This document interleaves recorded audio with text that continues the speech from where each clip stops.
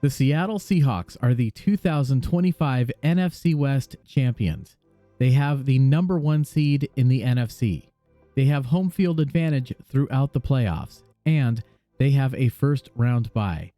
This means the Seahawks have the most favorable path towards a Super Bowl in the NFC. And to do this, they relied on an elite defense to absolutely shut down one of the NFL's best offenses. How are they able to accomplish this? Let's take a look at the film. The Seahawks controlled this game by playing old school football, dominating in time of possession, running the football, and stopping the run. Now we know all about the injuries to the San Francisco 49ers, particularly on the defensive side of the ball, but their best pass rusher at the moment is Bryce Huff. So Seattle comes right out of the gate, double teaming him on the first play. And after laying a hit on Bryce Huff, A.J. Barner would disengage and then head downfield, leading the way for Ken Walker. Seattle was able to march right down the field and put themselves in position to score the first points of the game. Now, there's been a lot of back and forth about Deommodore Lenoir wanting to cover JSN one-on-one. Here on this channel, we let the film tell us what we're seeing, and what we saw on the film was Lenoir only covered JSN one-on-one a handful of times. But you can't stop a player with Jackson Smith and Jigba's talent. You can only hope to contain him.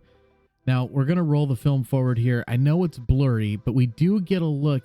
Right here, you can clearly see he's grabbing JSN's arm, and this would be correctly called for pass interference, giving the Seahawks the football at the 1-yard line with an automatic first down. Now look, it's really easy for me to sit here in my chair after the fact and with the benefit of hindsight say, oh, they should have just handed the ball off to Zach Charbonnet. These coaches do tend to outsmart themselves, I think.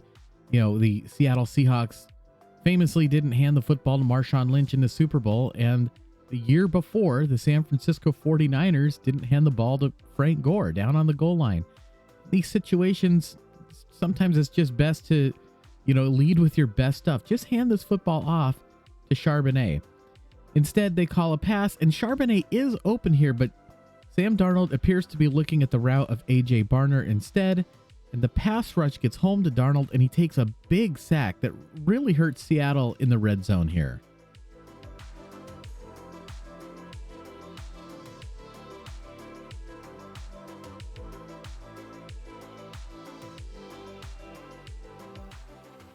And then Seattle compounds their mistake.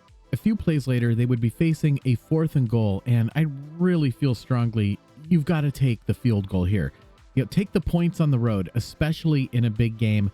I don't think it's hindsight to say that. I think at the time, I really felt like they should be kicking this field goal. And as we know, if we were to add up, some of these missed opportunities, Seattle could have won this game by a much bigger margin. All right, let's take a look at the play. We do see some contact here. It is within that 5-yard zone, and Bill Vinovich's crew can be famously lenient at times, and this was one of those times. So the Seahawks get nothing. They turn the ball over on downs.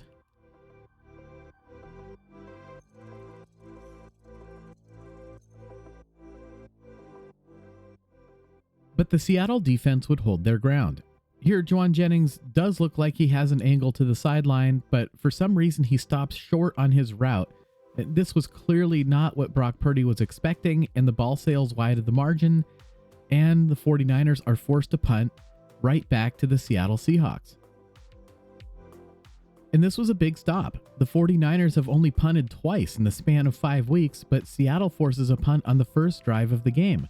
Punting from his own end zone, the Seahawks are also going to get good field position here too, and the 49ers commit a penalty on this, so the Seahawks are absolutely in business, and suddenly Mike Macdonald's decision to go for it doesn't look so bad. Now, you might sometimes hear that a player tried to do too much on a play, or that players are just told to do their job. Well, what does that mean? Well, here we clearly see the hole that Zach Charbonnet wants to run through, and D. Winters steps up to fill the hole. So far, so good. Here, Tatum Bethune also heads over to fill that same hole. Now look, you can't do your job and somebody else's job at the same time, despite what your boss might think. Bethune left his area of responsibility, and now there's nobody left to stop the cutback from Charbonnet. There's just nobody there, and he is gone. 20, 10, 5, and touchdown, nearly untouched, 27 yards. And the Seahawks do take the lead, and they do get on the board first with a touchdown and go up 7-0.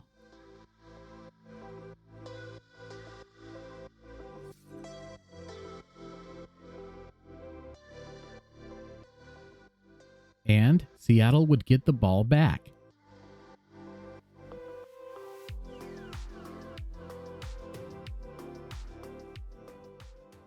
The 49ers this time do try to avoid giving up the edge, but this just leaves them vulnerable in the middle, and now it's Ken Walker making them pay. If you are a member of the Patreon page, you'll know that in the offseason we did a film analysis on the rookie guard coming out of North Dakota State, the school that seems to produce so many NFL players. And in this game, Gray Zabel absolutely dominated.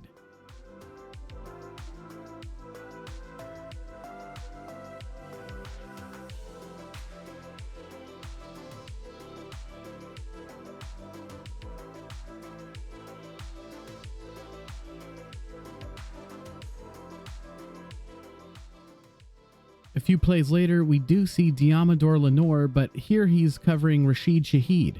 Jackson Smith-Njigba is open on the other side of the field, so Sam Darnold gets him the football, and the drive continues.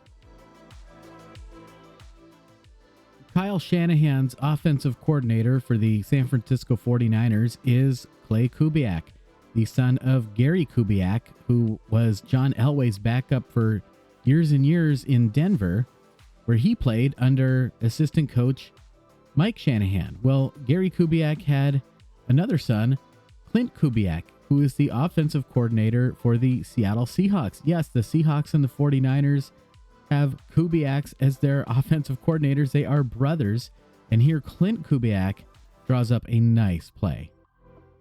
The second quarter has just started, so the teams have switched sides, but this is still the same drive for Seattle. But here they're facing a third down and long.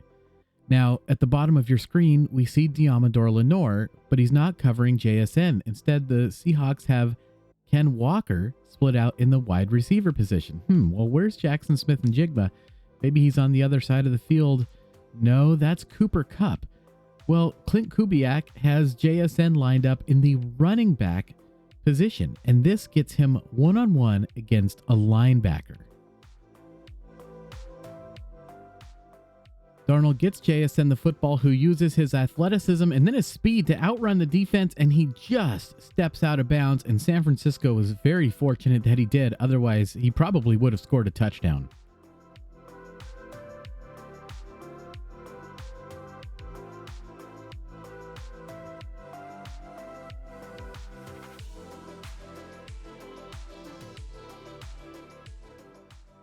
And from this angle, we get a great look. Just barely steps on that line with his inside foot, interestingly enough.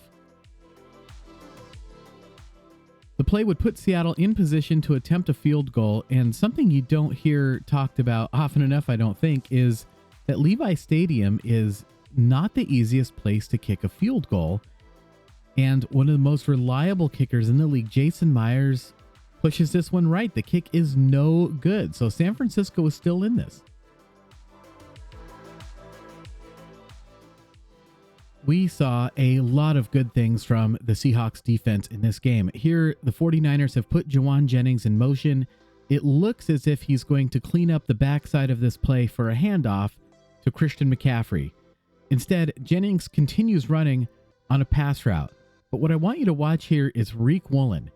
Woolen sticks with Jennings. He's got to fight through a lot of traffic here, but he ends up in a great position on the other side of the field, and that's pretty impressive. He could have very easily, fallen for this fake, because this looks like a screen pass to Christian McCaffrey. Reek Woolen does not take the bait, and he brings down Juwan Jennings for a 1-yard loss. Very impressive. And just file this play away for later.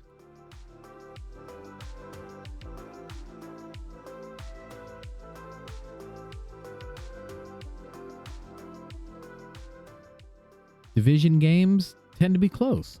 Why? Both teams know each other so well.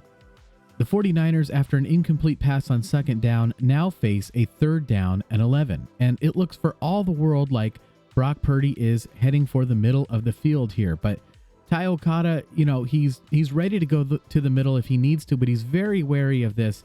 He really has an angle to the sideline, and he's able to pursue, and he's got the sideline to sideline speed, and he brings Brock Purdy down a yard short of the line to gain. Against any other team, that probably would have been a first down. But now, San Francisco faces a huge 4th down and 1. And it's a long one. Now, what do I mean when I say that? Well, if we take a look at the line of scrimmage here and we see the line to gain, we can see that that is more than 1 yard. It's not quite 2 yards, so they still call it 4th and 1, but it's a long one. So this takes away your quarterback sneak, your tush push, those kinds of plays, and means that this could very well be a pass. And this time, it's Kyle Shanahan who dials up a winner. George Kittle is wide open in the middle of the field, and if the safety drops down on him, which he does, that opens up Sky Moore for a wide open touchdown. But Brock Purdy takes the underneath throw, and it's broken up, and the Seahawks take over on downs. Why did he do that? Let's go back to the snap. Well, playing in his 12th NFL season, it's DeMarcus Lawrence, and he absolutely destroys Colton McKivitz on this play. Now, Christian McCaffrey sees this and saves the life of Brock Purdy, but that only buys you time. We can see George Kittle coming across here, but DeMarcus Lawrence is already in the face of Brock Purdy. He cannot set his feet for a deep throw and has to go to the underneath route. Pass is broken up, and the Seahawks take over. The Seattle D-line just played at an elite level in this game. Back on defense, the 49ers were clearly worried about the deep threat posed by Rashid Shaheed. They put Diamador Lenore on him again, meaning it will be Renardo Green covering Jackson Smith and Jigba. And Sam Darnold is looking at JSN the whole way.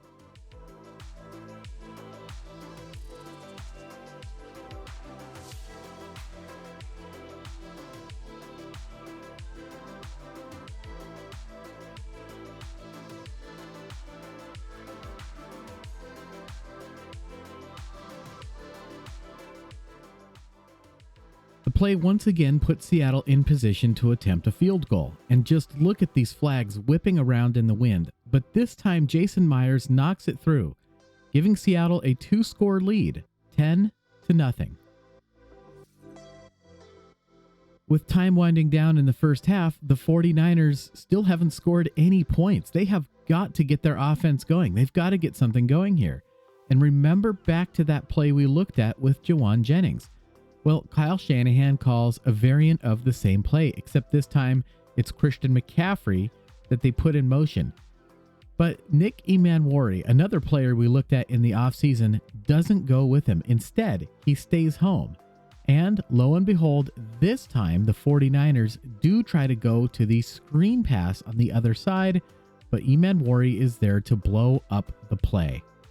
And this was really impressive. You know, it's one thing to have your team prepared for some plays you might see from a division opponent, but here, Mike McDonald was able to anticipate the adjustments that Kyle Shanahan would make. Mike McDonald was absolutely in his bag in this game. Now, having said that, the coaches can scheme it up all they want, right? All plays succeed on the tablet, but men make them work. And we know that Trent Williams wasn't able to go in this game. Here, Austin Pleasance isn't able to get out on Nick Emmanwori.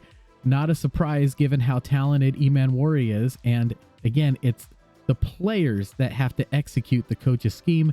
It's another big loss in the backfield for the 49ers, and the Seahawks defense is feeling it.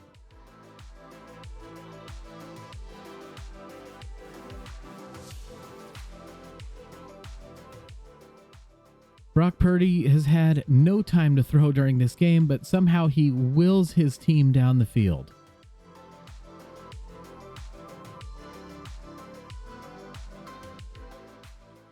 With just over a minute to go in the first half, the 49ers are facing 3rd down and 3. a passing situation, so the Seahawks only rushed with 4. And once again, it looks like Brock Purdy is going to have a lane to escape. But this D-line for Seattle is so good, and this time it's Uchenna Nwosu who brings Brock Purdy down for no gain, statistically recorded as a sack, but more importantly, it ends the drive for San Francisco, forcing them to try for a long field goal attempt. The kick is up, and it's good. The 49ers get on the board, and man, it just felt like that was everything they could do just to get those 3 points at the end of the half. Folks, it takes a long time to make a video like this. If you could give me just 10 seconds and hit that like button, I would really appreciate it. If you like what you see here, please subscribe. If you want to be notified anytime a video of mine goes live, hit that notification bell. And if you really want to take a deep dive into this stuff, we have a Patreon page. There's a link in the description. I would love to see you guys over there. All right, let's get back to the game. The 49ers do get the ball to start the second half, and they would reach midfield on the opening drive of the third quarter. Brock Purdy is so good at using his legs, but this time it's Jarran Reed who says,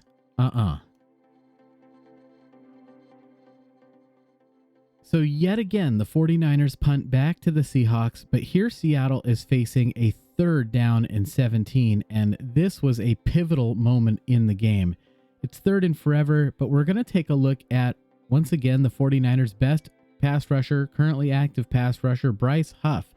He is so fast. They call him Bugatti Bryce because he can get off the snap so quickly, but here Seattle uses it against him. Take a look at the right tackle, Abraham Lucas. He's not even going to try to block Bryce Huff at all. Instead, he goes to the outside, leading the way for Ken Walker. Well, what did the Seahawks do with Bryce Huff?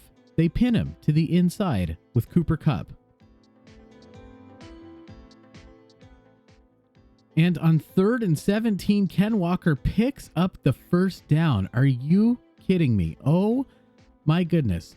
Only 2 running backs in the NFL have picked up 3rd and 15 plus this year, and those 2 running backs are Zach Charbonnet and Ken Walker.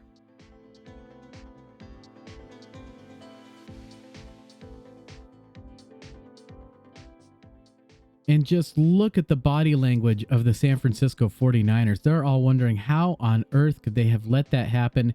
And once again, it puts Seattle in position to tack on another field goal. They go back up by 2 scores, 13-3. Let's move ahead to the fourth quarter. Seattle has completely controlled the game to this point, but the question lingering in the back of everyone's mind was, what's going to happen when this explosive 49er offense finally wakes up? Here we see DeMarcus Lawrence once again gets a good pass rush to the inside, beating Colton McKivitz, but this time Dominic Pooney is able to slide over and help. Brock Purdy buys time with his feet, and he keeps his eyes downfield and spots George Kittle for a 20-yard gain on the play. Wow. Well, the difference this time was that really for the first time all game, Brock Purdy had time to throw this football.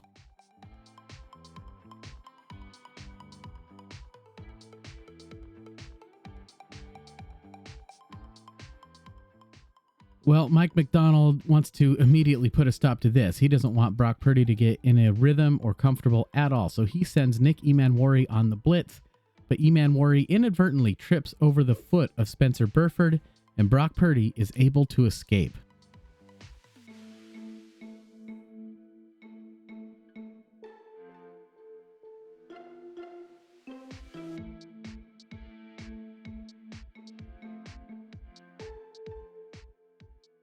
Mike Macdonald doubles down, sending a 6-man pressure. But this time it's Kyle Shanahan who anticipated Mike Macdonald's adjustment, making the perfectly timed play call of the wide receiver screen. But here I want to highlight the effort of Drake Thomas, who recognizes the play and just goes all out, sideline to sideline. The 49ers still get the first down, but he saves what could have been a big play.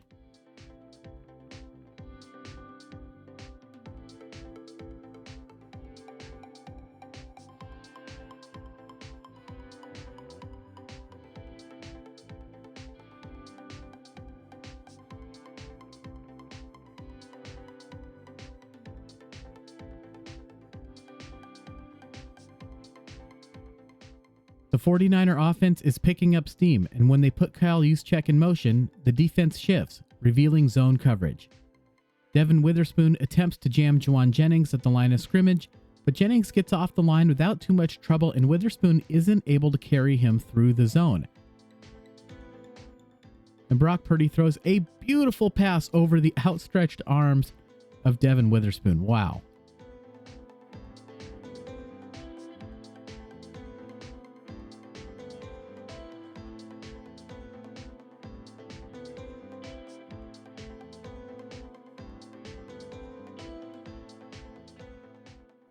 Looking for a touchdown and a huge momentum shift in the game, the 49ers send Christian McCaffrey to the pylon, and he appears to have a step. Brock Purdy is winding up to throw this football, and the pass rush is not going to get home. But take a look at Boye Mafe here, who makes what could be considered a game-winning play.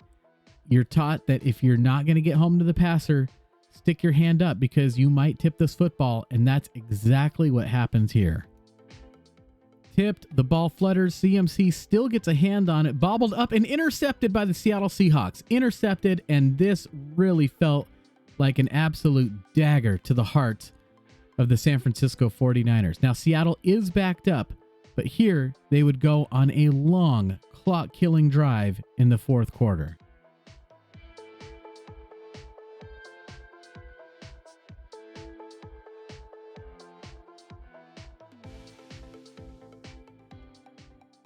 They've taken over 6 minutes off the clock, but here they are facing a big 3rd down and 10. There's only 4 minutes, 12 seconds left in the game, and they are just outside of field goal range. This truly is the last stand for the 49er defense. And I thought this was Sam Darnold's best play of the game. With the pass rush closing in on him, he stays calm and climbs the pocket.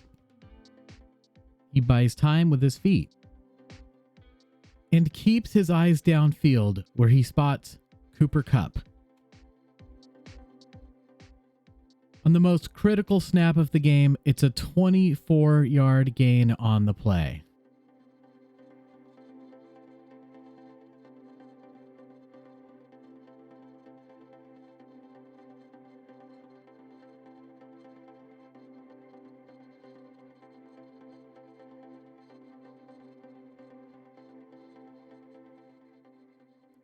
Jason Myers would attempt to put the final nail in the coffin, but he doinks it off the upright. Unbelievable for such a reliable kicker. But truth be told here, there was just 2 minutes left to go in the game, and the 49ers would need a touchdown, an onside kick recovery, and a field goal with no timeouts. And here they're facing a 4th down. And it's fitting anyway to have the defense close this game out for the Seahawks. Nobody for the 49ers is open, and Brock Purdy gets crushed in the pocket.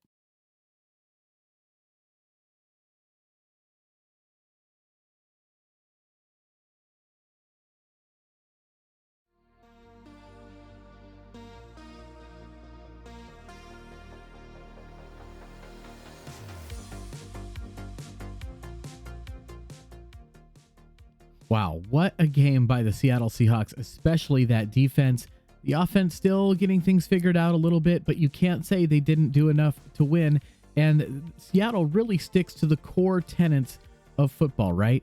Run the football and stop the run. And that will take you a long way into the playoffs and maybe even the Super Bowl. We will have to see.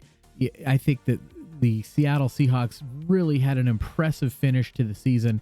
You know, the 3 best teams in the NFC, in my opinion, have got to be all in the NFC West, right? The Seattle Seahawks, the San Francisco 49ers, and the LA Rams. Well, those other 2 teams I just mentioned, the 49ers and the Rams, the Seahawks beat both of them late in the season to secure themselves this first round bye and home field throughout. Very, very impressive. The Seahawks have to be considered the best team in the NFC at this point. And interestingly enough, if the Philadelphia Eagles win and the Chicago Bears win and the LA Rams win, the Seahawks will face the Rams next week in the playoffs. So it's not over yet, right? There's also a path where they could face the San Francisco 49ers in the playoffs. So we haven't seen the last of the NFC West going at it with each other. But, whoever comes out of it, I think, has a great shot to win it all. The playoffs are absolutely wide open this year. Really, anybody could win the Super Bowl. This is an exciting year, but Seattle probably has the best chance at it in the NFC. Like I said, the first round bye is huge. The home field advantage is huge. And they've got that elite defense to carry them really the whole way. They're getting it done enough on offense to make it happen. I truly believe that. Well, folks, if you are a member of the Patreon page, I can't thank you enough. Your support allows me to take the time to do these videos right and give you the quality that you deserve. You humble me and you honor me. From the bottom of my heart, I truly appreciate it. Thank you so much. All right. Well, what lies in store for the Seattle Seahawks next week? Nothing. They have a bye. They can rest their players. This is huge. Only one team in each conference gets a bye now. So they will able to, get critical rest, recover in terms of health, and maybe bring some key players back for the following week in what will surely be a huge, exciting divisional matchup for the Seattle Seahawks to hopefully get them en route to the NFC Championship game. Oh my goodness. Well, look, I don't know what's going to happen in those games, but we are going to be here to break down the film, and I will see you guys then.